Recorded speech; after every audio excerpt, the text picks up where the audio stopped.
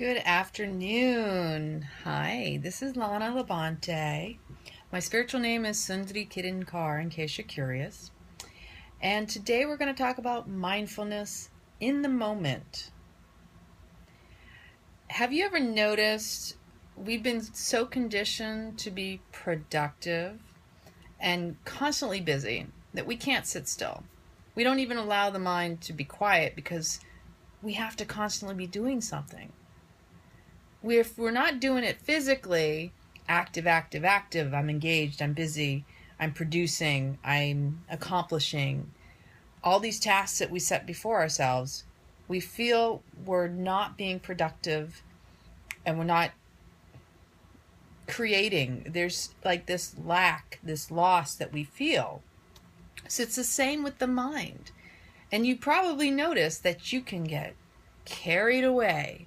Because when that mind thinks for just a second that you're doing something mundane, habitual, or simple, it's going to engage in a myriad of thoughts. It's going to take you far, far away.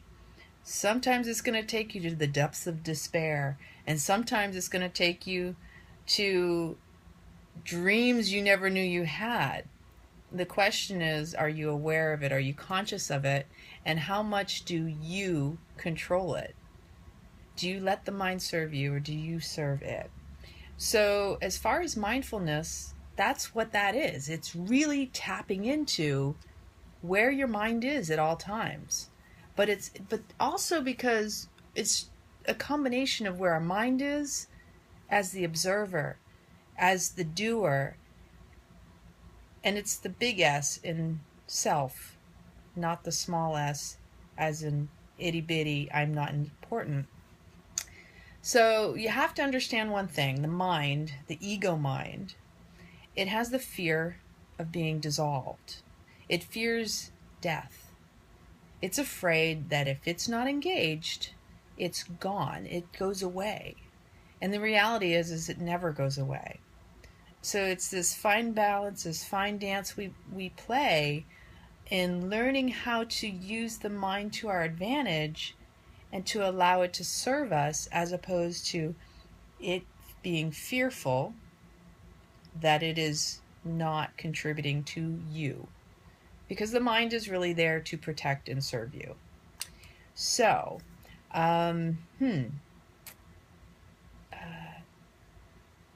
something else that's really simple, if you're not able to sit with yourself, throughout the course of a day, be very attentive to the conversations you engage in with others.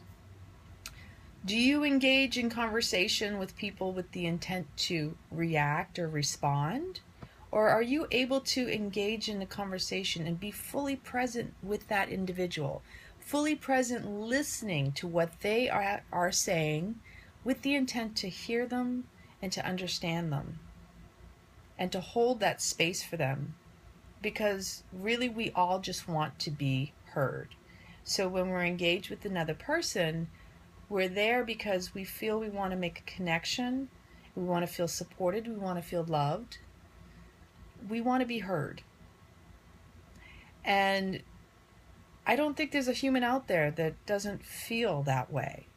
And when we can kind of come back to that place, we can be a lot more present with compassion and look at another person and say, in ourselves, wow, right now that person just wants me to listen. Not everybody needs advice, response, sometimes just quiet, simple sitting there and listening. It's those little things that really do matter to us, and we take it for granted. So if you can challenge it, here's a challenge for the day. Can you go throughout the entire day and fully be present in all of your engagements, your conversations with others, and really making the eye contact, allowing your heart to connect with that other person? Sometimes that's a really big one too, because maybe that's that trigger that comes up and you're like, oh, I don't want to be bothered. And that's one of those people that you're like, no, I got to get away. I'm not in a place to hold space for that. Okay, there's going to be a point, maybe you really aren't in a place.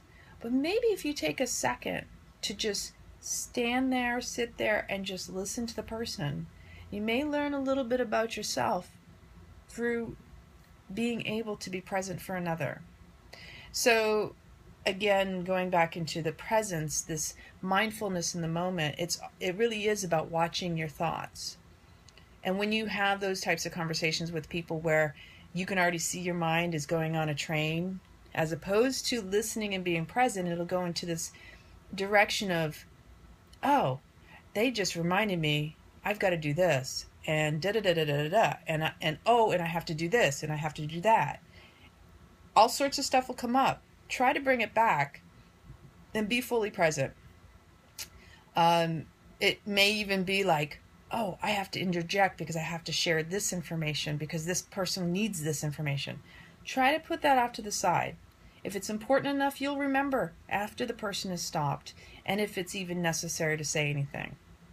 A lot of times we don't realize, again, like I said, we all want to be heard, that when we're listening to somebody else, we realize we may be unconsciously wanting to respond because we also want to be heard.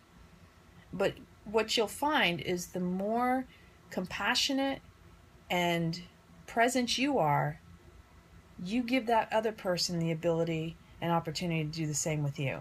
So as we say, we all have our turns, whether it's with the same person or another person.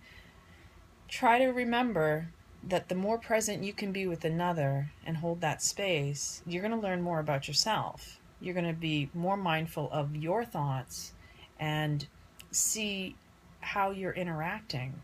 You will notice the thoughts, and you can take note on the side as to, wow, certain things may have popped up and triggered you, but if you can keep quiet and mindful enough to try to listen to the other person, you will grow so much, even the people that may annoy you.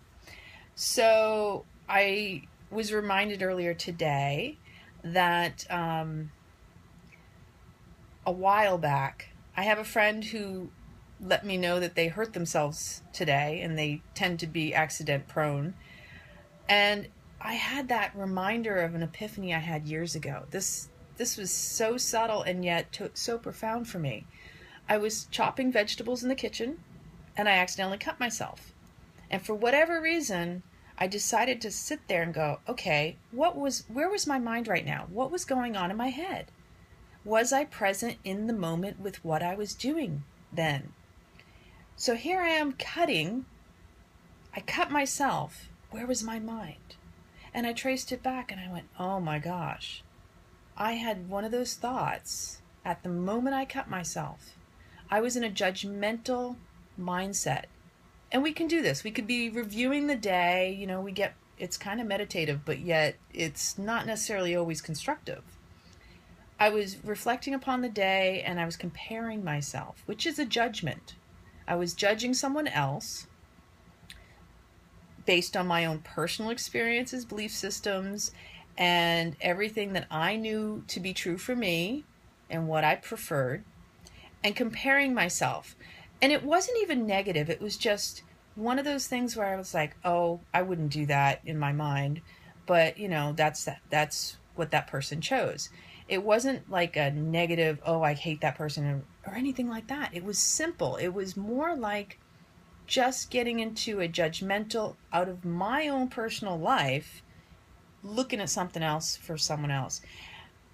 And so here I cut myself and I went, okay, well, that was interesting. A destructive thought manifested in a destructive action against myself. Now take that in for a second. How does that sound? I had a destructive thought, it wasn't constructive, against another person, totally outside of my moment. I was elsewhere, I wasn't present. And then in that moment, because I was not fully present, I cut myself. So a destructive thought manifests in a physical destruction, hurt, accident.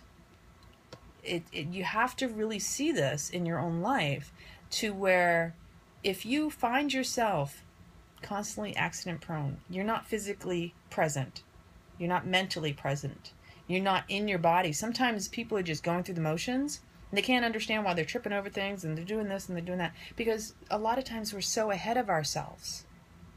I love that one of my yoga teachers, Lisa Abernathy, years ago had said, for every inch your head is forward, you put 10 pounds of pressure on the back of your neck.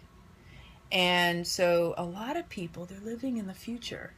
If your ears are over your shoulders, this is very simple yogic stuff, but it's a physical example of where you are presently.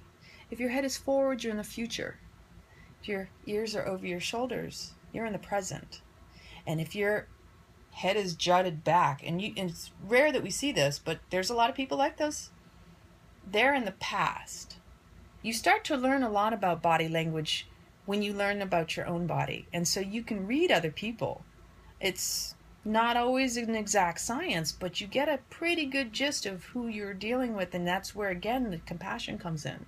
Because when you can know who you are and how your body is, you start to understand from a more compassionate level with others.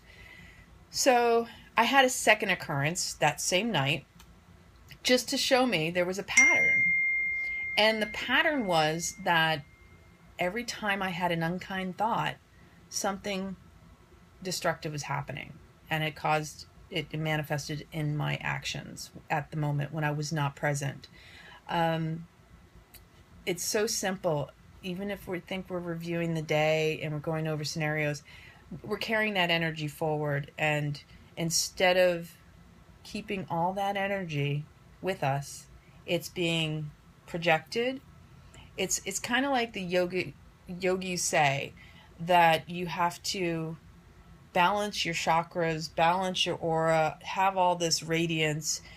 You're not meant to go shooting it out off into the world in scattered ways. If we can contain our thoughts here, now, present, we can actually be more aware of what will happen as opposed to what we want to happen, what we think might happen, wherever that crazy mind can go. So awareness of the breath also brings awareness of the moment. It's very important. Again, we tend to forget to take care of the breath, and we get caught up in the moments around us and the stuff that's going on, but we can actually take that all in and just be aware. The key is awareness. Are you here, right now? Or are you out there ahead of yourself, running off or stuck in the past? So it opens you up to so much learning with your subtle body language, the wisdom that resides within you. It's such an intrinsic, intuitive wisdom and knowledge that is contained within you. And the more you can be present, eating your food, close your eyes and feel all those sensations. Feel the bursts of flavor as they reach your tongue and fill your mouth and goes down your throat. And then you feel it just invigorating and enlivening your body. Every one of your cells waking up. Just like the breath, it's prana, it's energy, it's life force, it's constantly moving. Let it be more of who and what you feel you are, and really see how everything that you do, touching, we have 5 senses in this physical body, and how often do we tap into them? Really be present with them. So I hope this inspires you for the day to pay more attention in the moment, be more mindful of your daily interactions and conversations, and really engage to listen intently, to hear and to understand, and to also really be present with who you are and what's going on with you, and honor everything that comes up. don't just brush off the thoughts, but really appreciate them, because they're all telling you something about you. It's all perfect. Honor everything, honor every emotion, because it's energy emotion. When you honor it and allow it to all move and flow, life unfolds for you, not happening to you. So, many blessings. And just a side note, this evening from 6 to 7, I will be teaching at Pranik in Oldsmar, around the corner on Racetrack Road from the Oldsmar Flea Market. So have a blessed day, everyone. Take care. Goodbye.